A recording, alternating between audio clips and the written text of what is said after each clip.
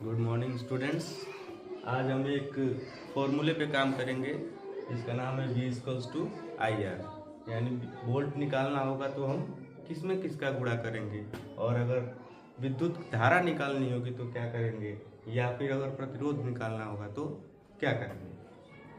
आप लोगों के सामने एक सर्किट डायग्राम बना हुआ है जिसमें एक 6 वोल्ट की बैटरी से कनेक्ट किए गए हैं 3 प्रतिरोध, जिसका पहला प्रतिरोध का मान है 5 ओम, दूसरे का है 8 ओम और तीसरे का इसी तरह से 12 ओम रेजिस्टेंस दिया गया है, जिसमें एक कुंजी भी लगाई गई है यानी की, इसको स्विच भी कहा जाता है।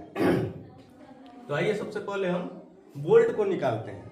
तो वोल्ट को निकालने के लिए फॉर्मूला हमने पहले से आपके यहाँ लिख दिया है, V equals to I R. अब I और R ये हमको दोनों चाहिए, जो कि सर्किट में दिखाई नहीं दे रहा है। I दिखाई नहीं दे रहा है, R दिखाई दे रहा है और V दिखाई दे रहा है। तो I निकालने के लिए हम क्या करेंगे, सबसे पहले V और R का गुणांक करेंगे। ठीक है, हम I निकालने के लिए क्या करते हैं,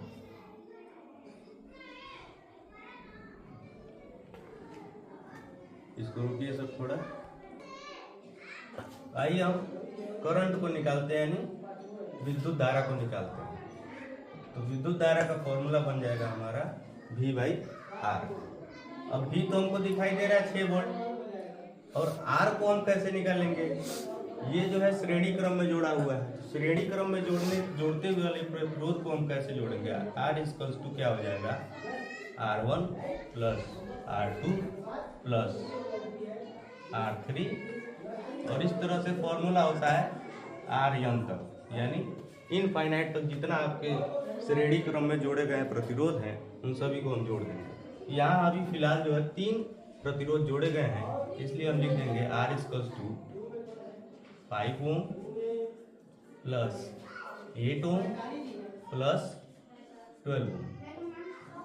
और इस तरह से R अगर निकालते हैं तो हमारा क्या निकलता है, 25 ओम। तो हमारा प्रतिरोध जो है वो पता चल चुका है, जो कि 25 ओम है। अब 25 नीचे लिख देंगे, और वोल्ट हमारा पता है पहले से।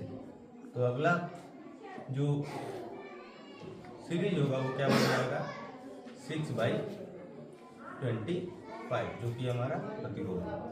अब इसको अगर हम डिवाइड करते हैं तो हमारा क्वेश्चन लगभग आ जाएगा आंसर 0.26 के आसपास आएगा। ये आ जाएगा हमारा एम्पियर। बच्चों, हम करंट को जब भी लिखते हैं तो उसका यूनिट क्या होता है, एम्पियर होता है, और एम्पियर में ही लिखा जाता है I। तो हम एक चीज निकाल चुके हैं, वो कि धारा है, धारा निकल चुका है। अब वोल्ट निकालना है तो वोल्ट का फॉर्मूला आपके सामने लिखा हुआ है, I इंटू R, और जो कि हम I भी निकालना चाह रहे थे, जो I निकल चुका है, अब हम वोल्ट को भी निकाल सकते हैं। तो I हमारा है 0.26 इंटू टोटल रेजिस्टेंस कितना है, 25। अब इसमें मल्टीप्लाई करके इसका आंसर लिख सकते हैं। तो अगर मल्टीप्लाई करेंगे तो क्या आएगा, के बाद हमारा आंसर जो है वो आ जा रहा है 6.5 वोल्ट। अब चूंकि विभवांतर को हमेशा वोल्ट में ही लिखा जाता है, इसका यूनिट वोल्ट होता है, और रेजिस्टेंस हम पहले से निकाल चुके हैं। इस तरह से बच्चों हम V equals to I R के फॉर्मूले पर तीनों क्वेश्चंस को कर सकते हैं। V भी निकाल सकते हैं, I भी निकाल सकते हैं और R भी निकाल सकते हैं।